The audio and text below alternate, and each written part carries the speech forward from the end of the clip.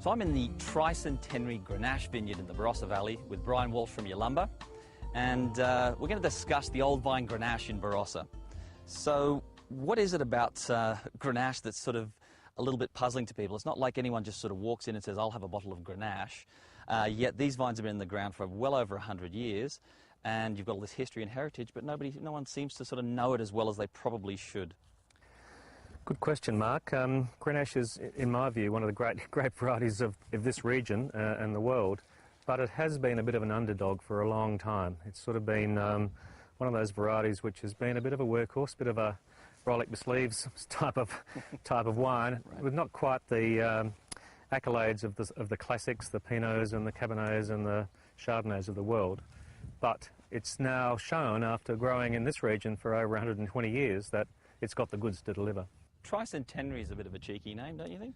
Well, the vines are not 300 years old, but Tricentenary refers to the fact that these vines were planted in the 19th century and are still bearing fruit and making great wine in the 21st century. So that's our little take, but we think it's still pretty special in the new world to have vines of such age still creating great grapes. That's fantastic. So I love the perfume of the variety. It's spice and aromatics on the nose in particular. The palate, I always think savoury. I think I want something to eat after I had a glass of Grenache. It's a really great wine for anything with a bit of grill or a bit of char. We can taste a grape now if you like. Yeah, sure, great idea. Let's have a look at some of these. So these are still maybe a week or two away from harvest, but Grenache is typically a large grape, but they're not terribly large. So we'd expect a high concentration of flavour and texture and some lovely tannins in that wine as well. Is a small berry size a function of old vines? Or just the vintage, or...? A bit of both. Yeah.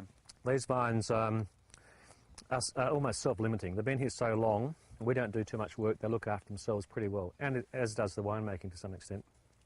And what do you mean by that winemaking takes care of itself? It's not a... Well, there's no oak used.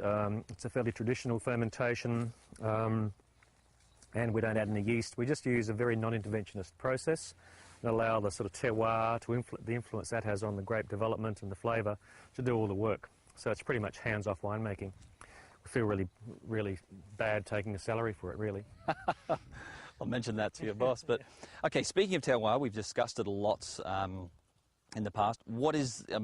I can see a lot of sand here. The thing about this vineyard is that the roots go down a long way. They've been here a long time. Right. They're not going to get much nutrient out of the top sandy level, but they get their roots down maybe 15, 20 feet, and they're picking up obviously mineral characters out of the lower soil profiles.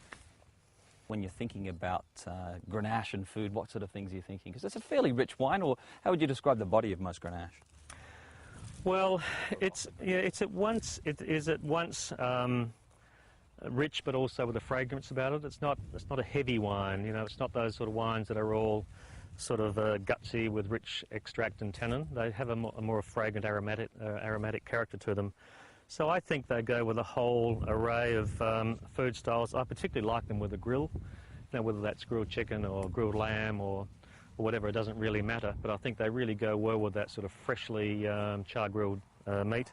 That said, they can also go with a more rustic food style, which could be, say, some sort of local stew and so on. In fact, I think Grenache is really a rustic wine style compared to maybe the more prestigious styles that we might see from other grape varieties, the so-called noble grape varieties.